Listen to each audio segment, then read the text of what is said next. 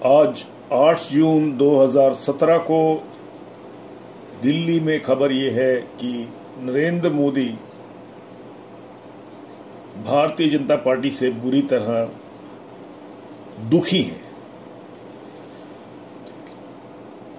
उनकी जो सबसे बड़ी समस्या है वो इसलिए पैदा हो रही है कि अमित शाह जो बीजेपी के प्रेसिडेंट हैं और गुजरात से हैं, वो किसी भी हालत में उस पोजीशन में नहीं हैं जो नरेंद्र मोदी का भार उठा सकें। मंत्रियों के बीच में काफी ज्यादा आपस में मनमुटाव हैं और एक बात तो हम बता ही सकते हैं कि आडवाणी के खिलाफ कम से कम बहुत लोगों ने अपना गुस्सा प्रकट किया है। हमारे पास सारा कुछ है, हमारे पास सारी एविडेंस है, हम कोई अपने मन से कुछ नहीं कह रहे।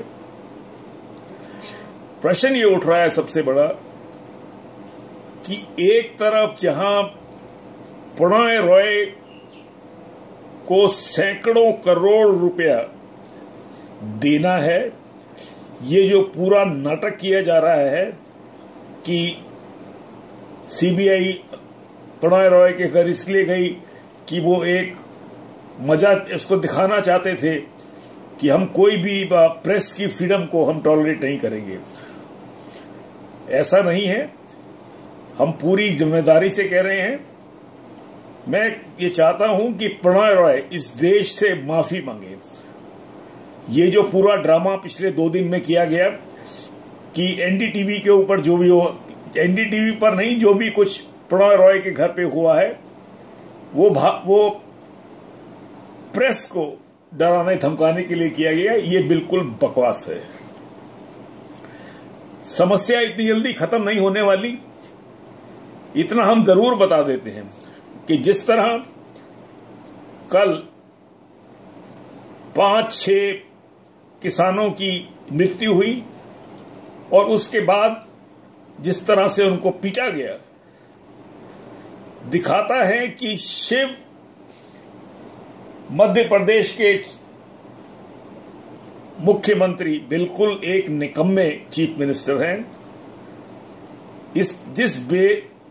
जिस बेदर्दी से उन किसानों को पीटा गया क्योंकि वो एक ज्यादा बेहतर कीमत मांग रहे थे एग्रीकल्चर की अपने लिए, ये क्लियरली दिखा रहा है कि भारत में चीफ मिनिस्टर, एग्रीकल्चरल मिनिस्टर और वे फाइनेंस मिनिस्टर भी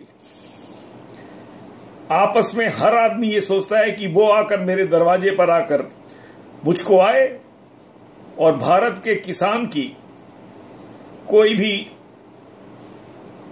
पैरवी करने को तैयार नहीं है।